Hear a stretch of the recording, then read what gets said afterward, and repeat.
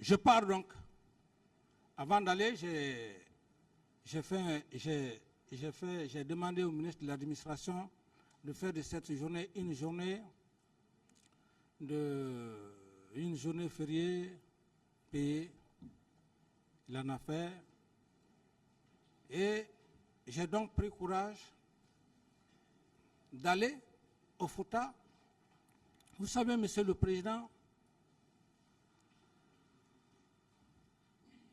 je ne voulais pas aller au Fouta. Pourquoi? Parce que lorsqu'un homme prend le pouvoir, il faut d'abord s'y rendre dans ton village pour voir les parents. C'est leur bénédiction. Personne n'est censé l'ignorer. Mais je me suis dit, pour éviter de tomber là dans l'ethnocentrisme, si je refuse ces vieux sages du Fouta, ils vont dire non, c'est parce que ce n'est pas notre fils, c'est pourquoi il ne veut pas aller au Fouta. C'est ce qui m'a obligé moralement à aller. Et donc, l'objectif pour lequel je m'étais assigné ne pouvait plus avoir lieu. Donc, à l'Abbé, une réception vraiment très enthousiasmée, une réception qui était vraiment digne à son nom. Mais pendant cette réception, ma délégation a perdu assez de temps. Je devrais même aller saluer les vieux sages et puis le commandement, mais il était presque 18h, 19h. Je me suis excusé. Je viens à la station. De la station, Monsieur le Président, qu'est-ce qui va se passer?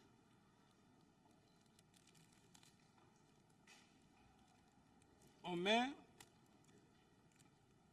du gasoil dans mon réservoir, dans le réservoir de ma voiture, à la place de l'essence. Donc il fallait tout vider. Le temps de vider,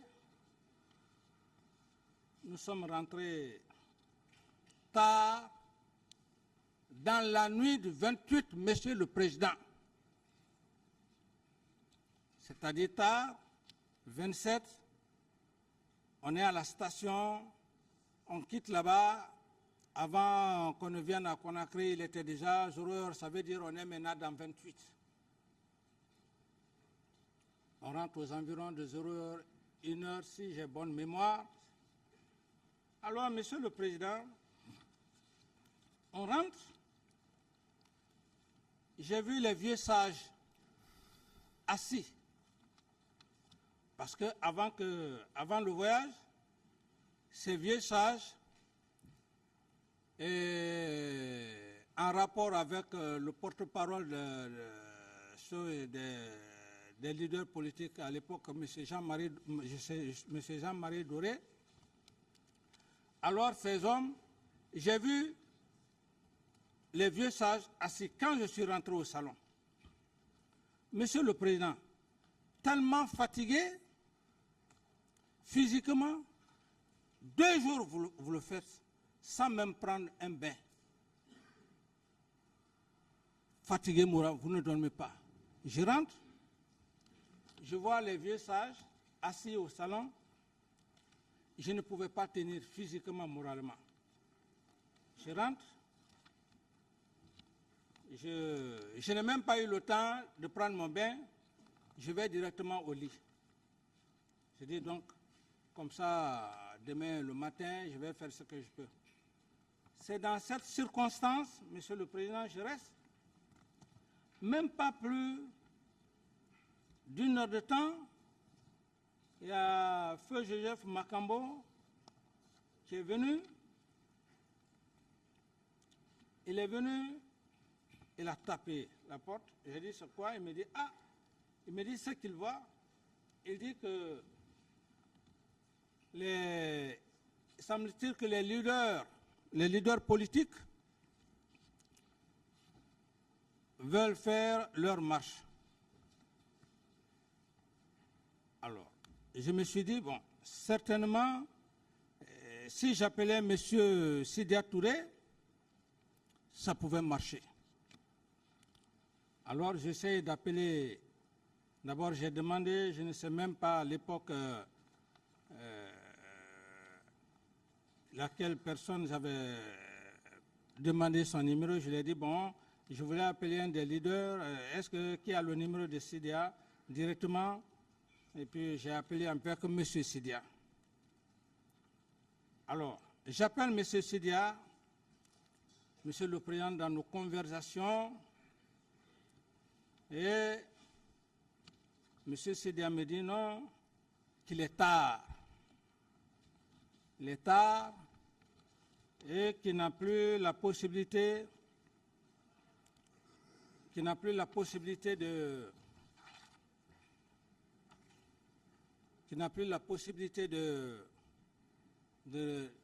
regagner les autres. Eu égard à la défectuosité de notre appel, le téléphone s'est coupé. Et comme j'ai vu qu'effectivement, ce qu'il m'a dit, je n'ai plus tenté de le rappeler et j'ai regagné. J'ai repris mon sommeil. Je reste là, Monsieur le Président.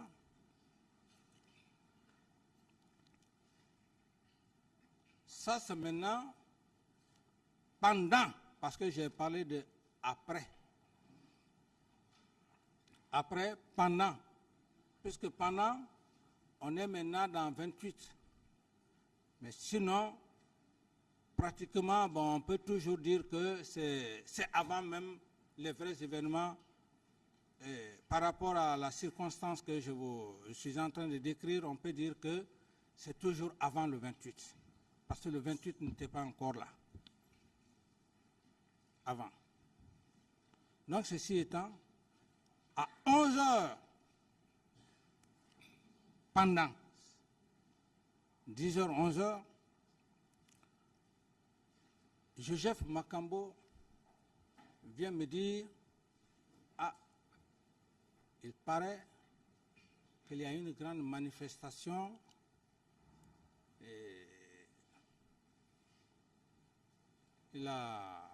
parce qu'à l'époque, les gens essayaient de téléphoner, dès qu'il a dit, aussitôt, Monsieur le Président, entre Dieu et moi, peut-être c'est ce jour-là que même j'allais trouver la mort. Avant même que M. Toumba Diakité tire sur moi, peut-être c'est là-bas même ce jour j'allais trouver la mort. Mais Dieu ne l'a pas voulu. Pourquoi? Je sors de mon bureau, je dis, je vais aller calmer la population. Puisque je me suis dit que cette population avait de la sympathie pour moi. Ça, c'était mon esprit, ça. Mais seul Dieu sait, est-ce que ce jour-ci, j'y allais, est-ce que j'allais pouvoir le faire? Puisque Dieu ne l'a pas voulu, le même Toumba m'oblige à venir dans mon bureau. C'est quand je me suis déplacé, je suis allé, bon, la clé n'était pas là, bon, donc je n'avais plus de choix. Je suis venu rester dans le bureau. Dans le bureau, Monsieur le Président, entre-temps, on vient me dire que, au stade, il y a un groupe qui est parti au stade. Ce groupe conduit par Toumba, et qu'il y a eu des morts. Ma réaction, j'étais furieux, une réaction furieuse. Je me suis dit, une personne qui vient, mon aide de camp qui vient me dire de rester dans ma chambre, on me dit qu'il s'est retrouvé au stade. Et dans la colère, j'ai tout de suite dit que bon, il faut que je l'arrête. Là, il faut être sincère, il faut croire en Dieu, il faut l'assumer. J'ai dit que je dois l'arrêter. En toute sincérité, j'allais l'arrêter. Mais, je suis resté dans ça. Et quand il est revenu, ce qui a fait d'ailleurs que je ne l'ai pas arrêté, quand il est venu, il y a un habit qu'on appelle, militairement, qu'on appelle parka, c'est sous forme de blouson. C'est quand en Europe, par exemple, quand il fait chaud, vous allez en campagne, et quand il fait bon, c'est dans ça qu'effectivement on vous donne pour vous couvrir. Donc, il dissimulait des grenades, et comme lui-même il a dit d'ailleurs ici, qu'il ne marche pas sans grenade. Donc, mon aide de camp, tout le temps il était avec moi. Alors, quand je l'ai vu dans cette position, je l'ai demandé, il a donné des explications, et il a raconté de n'importe quoi. Il dit, bon, voilà, je suis allé, j'ai sauvé les leaders. Donc, j'ai compris que je ne pouvais pas l'arrêter. Il a l'arsenal avec lui. Il se trouvait, eu égard à la situation, je me suis dit, j'ai eu des conseils. J'ai dit, on va saisir les Nations Unies. Ce qui vient de se passer au stade. C'est moi qui ai pris la décision, Monsieur le Président. On ne me l'a pas imposé.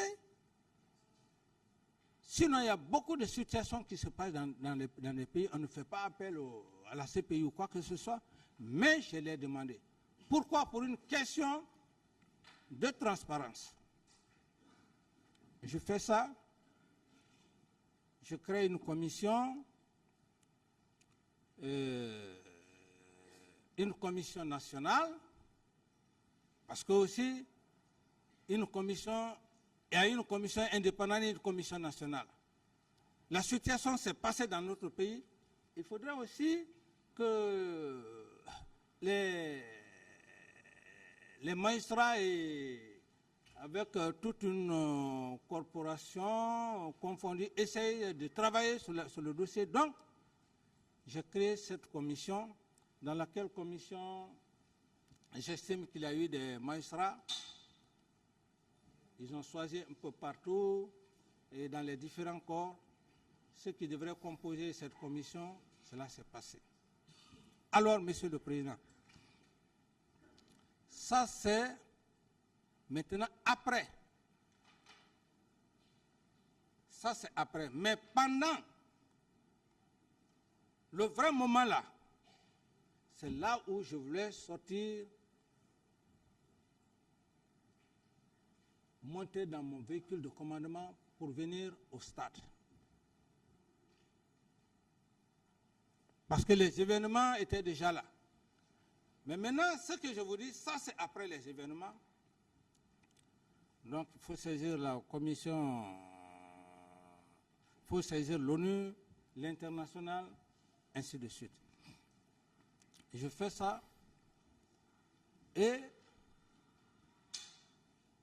le colonel Pivi, comme il a dit, je ne peux pas répéter ses déclarations comme il a dit, mais je veux juste confirmer ce qu'il a dit. Et une nuit, voilà, il va voir le journal Sekouba. Alors, il dit qu'il va arrêter Toumba, comme lui-même il a dit. Pourquoi il va arrêter Toumba? Dans ma chambre, pendant ce temps, Toumba fait sa rentrée. Il dit d'ailleurs, il est rentré, je vais l'arrêter. Puisque j'avais déjà saisi la commission internationale, c'est là où je suis descendu, je dis non.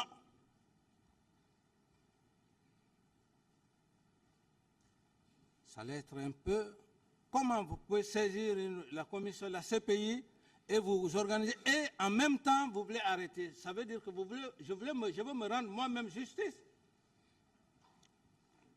J'ai dit de ce soir. Et